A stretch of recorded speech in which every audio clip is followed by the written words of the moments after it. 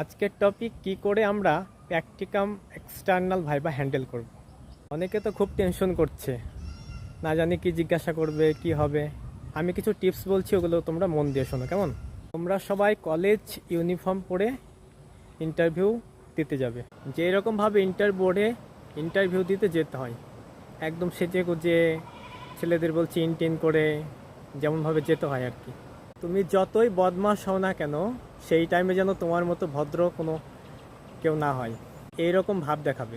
তোমরা যেগুলো প্র্যাকটিকাম লিখেছো, পিপিটি বানিয়েছো, অ্যাসাইনমেন্ট করেছো, সেগুলো থেকেই তোমাকে কোশ্চেন জিজ্ঞাসা করা হবে, তোমার টপিক থেকে।